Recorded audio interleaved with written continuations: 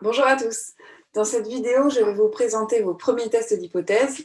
Comme je l'ai expliqué dans ma dernière vidéo, il est essentiel que vous compreniez le fonctionnement d'au moins un test d'hypothèse et la suite du cours sera alors assez facile et assez répétitive.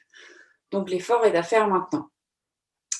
La catégorie de tests que je vais présenter dans cette vidéo, c'est la catégorie qui correspond au test d'adéquation. Nous allons voir deux tests. Le premier, c'est le test d'adéquation du Qui2 et le deuxième, c'est le test de normalité de Shapiro-Wilk. On fait un test d'adéquation lorsqu'on est amené à se poser la question, est-ce que la variable, c'est-à-dire le caractère que l'on étudie dans la population, suit une loi de probabilité donnée? C'est-à-dire, est-ce que le caractère qu'on considère, qui a un comportement aléatoire, suit un comportement aléatoire dirigé par une certaine loi de probabilité qu'on soupçonne être la bonne? Nous allons voir que le test d'adéquation du Qui2 s'applique lorsque l'on a une variable qualitative. Et le test de Shapiro-Wilk s'applique lorsqu'on a une variable quantitative et qu'on aimerait savoir si cette variable suit une loi normale. Dans les deux cas, l'hypothèse nulle, c'est la variable que l'on considère suit la loi que l'on s'est fixée. Et l'hypothèse alternative, c'est elle ne la suit pas. Nous allons commencer par le test d'adéquation du Qui2, et vous pouvez voir sur ce graphe de décision que ce test s'applique lorsque les données que l'on a dans la population sont des données qualitatives, et la question que l'on se pose, c'est est-ce que le caractère qualitatif que je considère, qui est aléatoire, suit une certaine loi de probabilité. Tout le long du polycopier et de ces vidéos, je vais procéder de la même façon suivante. Tout d'abord, je vous présente le test d'hypothèse de manière relativement théorique, puis dans un encadré vert, je vous présente un exemple d'application de ce test à un jeu de données. Je vous encourage fortement à travailler en particulier les exemples en vert en vous référant à chaque fois à la description théorique. Sachez que vous aurez toujours à disposition pour vos TD comme pour vos TP ou examens ce type d'information, donc vous n'avez ici rien à apprendre par cœur. En revanche, vous devez être capable de l'appliquer à bon escient sur un exemple comme celui-ci. Le test d'adéquation du Qui2 va vous aider à conclure si un caractère qualitatif que vous observez dans une population, donc ça pourrait être par exemple une couleur, qui a K égale 5 niveaux, donc imaginons qu'il y ait 5 couleurs possibles. Vous aimeriez savoir si ce caractère qualitatif suit une loi de probabilité que vous vous êtes fixée, donc que vous soupçonnez être la bonne. Vous, ce que vous avez à disposition, c'est simplement un échantillon de cette population, donc un échantillon de cette variable aléatoire, et vous allez compter combien vous avez d'individus qui ont la couleur 1, combien ont la couleur 2, etc. Et vous avez en tout n individus. Imaginons que ce que vous soupçonniez, c'est que la couleur soit répartie de manière uniforme entre les 5 couleurs. Dans ce cas-là, la loi P que vous choisissez, c'est la loi 1 cinquième, 1 cinquième, etc. Votre hypothèse nulle serait la variable couleur suit la loi uniforme, donc cette loi 1 cinquième, 1 cinquième, etc. Et l'hypothèse alternative, c'est la variable couleur ne suit pas cette loi. Ce test va consister à appliquer cette formule à vos données N1, N2 jusqu'à N5 et à comparer le résultat de cette formule à la valeur critique K-crit qui est ce quantile. Dans cette formule apparaissent donc les effectifs de chaque classe, c'est-à-dire combien d'individus ont la couleur 1, combien la couleur 2, etc. Ce sont les N1, N2, que vous devez comparer à ce qu'on appelle les effectifs théoriques, qui sont donnés par l'effectif total fois la probabilité dans votre loi que vous êtes fixée.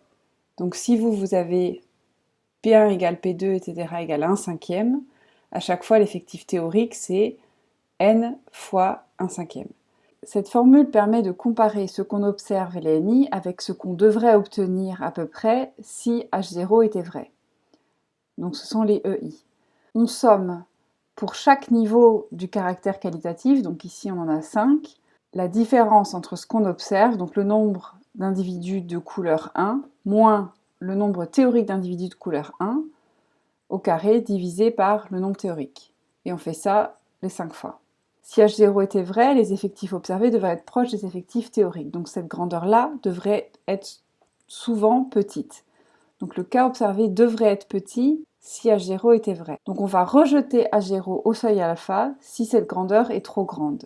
Et trop grande, ça veut dire ici plus grande que le quantile d'ordre 1 moins alpha, de la loi du qui 2 à k-1 degré de liberté, où k c'est le nombre de niveaux qu'on a, donc 4 dans notre exemple. La deuxième méthode consiste à utiliser par exemple un logiciel statistique, à lui donner vos données, qui consiste ici en N1, N2 jusqu'à Nk, lui donner également la loi de probabilité que vous soupçonnez être la bonne, P1 jusqu'à Pk, lui préciser que vous faites un test d'adéquation du qui 2, et le logiciel va vous sortir la p-valeur associée à vos données. Si cette p-valeur est plus petite que alpha, vous rejetez H0 au seuil alpha. Sinon, vous ne rejetez pas H0 au seuil alpha. Dans cet exemple, on observe 556 poids, parmi lesquels 315 ont le phénotype jaune et rond, 101 le phénotype jaune ridé, etc. On aimerait observer si la répartition dans notre population de ces 4 phénotypes correspond aux proportions théoriques démontrées par Mendel, qui serait de 9/16 pour le phénotype jaune et rond, 3/16 pour jaune et ridé, etc. Donc notre question, c'est celle-ci. On a donc bien ici une variable qualitative, c'est le phénotype, et on aimerait savoir si le phénotype suit une loi de proba donnée, qui est cette proba théorique ici. L'hypothèse nulle, c'est la variable phénotype suit la loi P, et H1, c'est elle ne le suit pas. Nous allons donc appliquer à nos données la formule donnée précédemment et la comparer à la valeur critique donnée par le quantile. Dans nos données, il y a 4 phénotypes, donc K égale 4. Les effectifs observés N1, N2, N3, N4 sont 315, 101, etc. Les effectifs théoriques sont N fois les probas ici. N ici c'est l'effectif total, donc de 556. Et pour avoir E1, l'effectif théorique relatif au phénotype jaune et ridé, on fait N, 556, fois P1, donc 9 sur 16, ce qui nous donne 312, 75, etc. Et donc pour chaque phénotype, ici il y en a 4, ce qu'on va faire, c'est effectif observé moins effectif théorique, le tout au carré, sur l'effectif théorique. Donc ça donne ceci pour le phénotype jaune et rond. On fait ceci pour les 4 phénotypes, on somme le tout, et on obtient une certaine valeur. Il faut comparer cette valeur au quantile d'ordre 1 moins alpha de la loi du qui 2 à k-1 degré de liberté, donc pour nous 3 degrés de liberté. Supposons que l'on souhaite faire un test de niveau 5%, le quantile qu'on va regarder, c'est donc le quantile d'ordre 1 moins 0,05, donc le quantile d'ordre 0,95 de la loi du qui 2 à 3 degrés de liberté. Donc dans la table statistique de la loi du qui 2, je vais chercher le degré de liberté qui m'intéresse, ici 3, et le quantile d'ordre 95% ici. Donc ça me donne 7,815. Ce que j'observe est plus petite que la valeur critique, donc je ne rejette pas H0 au seuil 5%. Ça c'est la conclusion mathématique. Il faut absolument penser à formuler la conclusion en français et pour la rapprocher du problème biologique. En l'occurrence, ce qu'on conclut, c'est que les fréquences observées ne diffèrent pas significativement des fréquences théoriques attendues.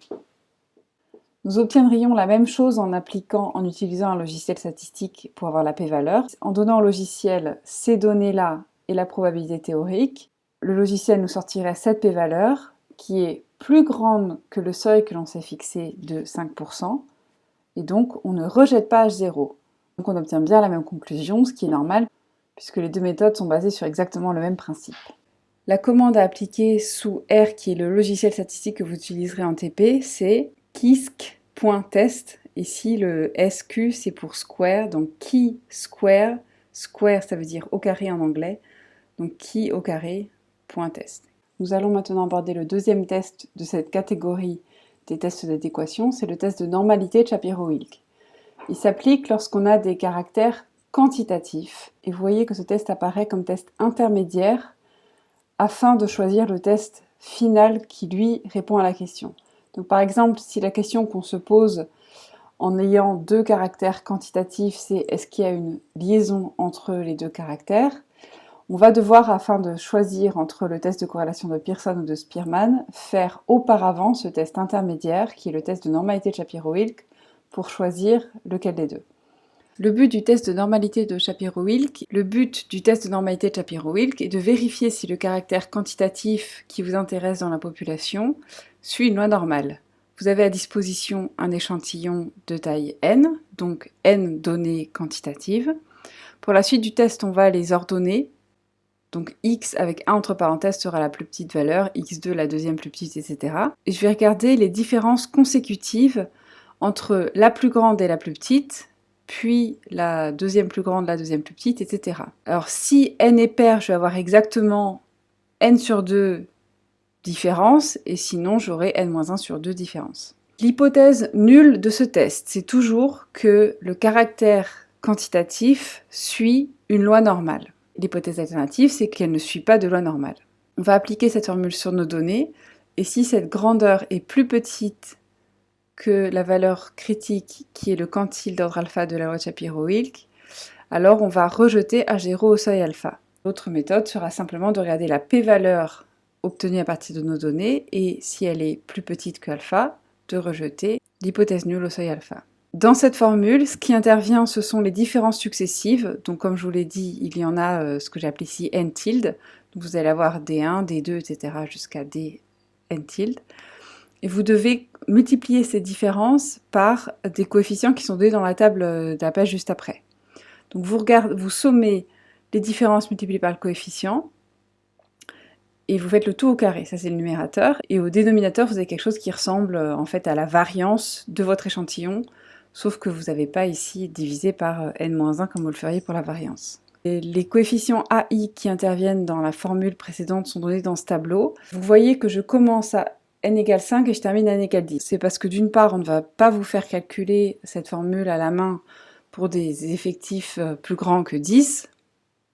Et pourquoi on démarque à 5 ? C'est parce que si vous avez un effectif plus petit que 5, il n'y a pas lieu de faire un test statistique parce que vous n'avez pas un effectif suffisant pour que ce soit significatif. Donc si vous avez n égale 5, vous allez avoir exactement deux différences.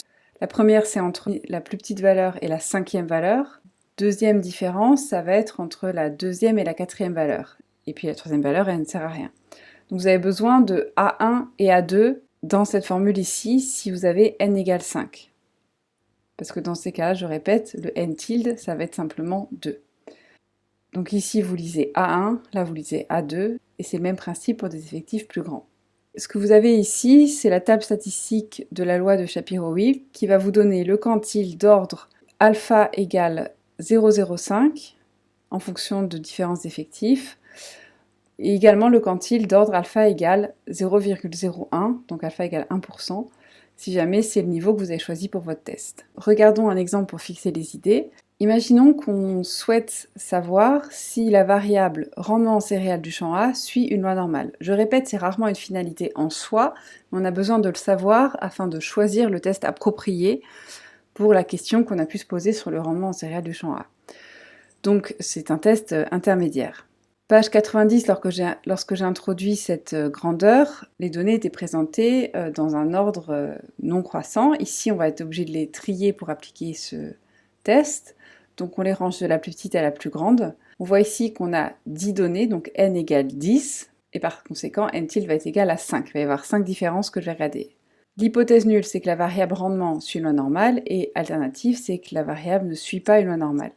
Je vais appliquer la formule sur mes données. Donc je regarde d'abord D1, qui est la différence entre la plus grande valeur et la plus petite valeur. Donc c'est 17 moins 6, que je dois multiplier par A1, qui est donné ici. Effectif n égale 10, A1, c'est 0,5739. Donc ça me donne cette grandeur-là. Ensuite, je fais pareil, mais cette fois pour la deuxième différence, donc entre la deuxième plus grande et la deuxième plus petite, donc 14 moins 6, que je vais multiplier par 0,3291, etc. Le tout, je le mets au carré. Et au dénominateur, qu'est-ce que j'ai ? C'est la somme des données moins la moyenne empirique de l'échantillon. Donc la moyenne empirique de l'échantillon, vous devez savoir le faire. Vous sommez tout ça, vous divisez par 10, ça vous donne 9,9. Et quand on fait ici xi moins x bar au carré, ça veut dire que ce qu'on regarde, c'est chacune des données. Donc 6 moins x bar, c'est 9,9, le tout au carré, plus la même chose, plus 7 moins 9,9 au carré, etc. Et je continue jusqu'au bout. Et le rapport me donne cette grandeur que je dois comparer au seuil critique. Le seuil critique est donné par le tableau ici.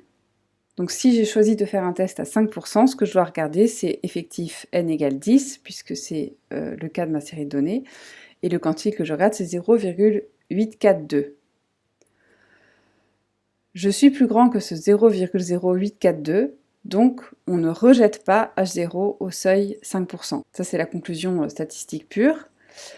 Comme tout à l'heure, il faut traduire ça en français et ramener ça à la problématique biologique. Ne pas rejeter H0, ça revient à dire que la variable rendement céréale du champ A suit une loi normale.